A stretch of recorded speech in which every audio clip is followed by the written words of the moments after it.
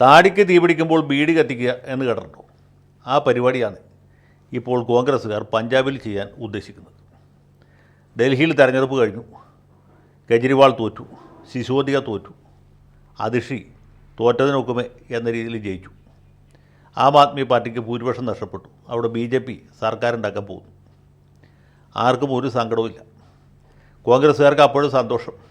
ആം ആദ്മിയുടെ സർക്കാർ പോയല്ലോ, BJP ആണല്ലോ വരുന്നത് എന്ന് മാത്രമാണ്. കോൺഗ്രസ് പാർട്ടി 70 സീറ്റിലും തോറ്റു, ഒരു സീറ്റ് പോലും കിട്ടിയില്ല. കഴിഞ്ഞ തെരഞ്ഞെടുപ്പിലും കഴിഞ്ഞ മുമ്പത്തെ തെരഞ്ഞെടുപ്പിലും ഗംഭീര പരാജയമായിരുന്നു. ഇത്തവണ പരാജയത്തിൽ അല്ലെങ്കിൽ 0 സീറ്റിൽ ഹാട്രിക്ക് പൂർത്തീകരിച്ചു. അതിലും സങ്കടമില്ല, വിഷമവുമില്ല. അപ്പോഴും സന്തോഷം എന്ന് ചോദിച്ചാൽ ആം ആദ്മി പോയല്ലോ, കെജ്രിവാൾ മുട്ടുകുത്തിയല്ലോ എന്നാണ്. അവിടെ കൊണ്ട് അവസാനിപ്പിച്ചാൽ കുഴപ്പമില്ല. കെജ്രിവാളിൻ്റെ അഹങ്കാരം ശമിച്ചു. നമ്മുടെ 2 കണ്ണും പോയാലും അവൻ്റെ 1 കണ്ണെങ്കിലും പോയല്ലോ എന്ന സമാധാനം, എന്ന സന്തോഷം മനുഷ്യ സഹജമായിട്ടുള്ളതാണ്. സന്തോഷിക്കാനുള്ള എല്ലാ അവകാശവും കോൺഗ്രസ്സുകാർക്കുണ്ട്. കൂടുതൽ വാർത്തകളും വിശേഷങ്ങളും നിങ്ങളിലേക്ക് എത്താൻ ABC മലയാളം സബ്സ്ക്രൈബ് ചെയ്യുക, ബെൽ ബട്ടണും അമർത്തുക.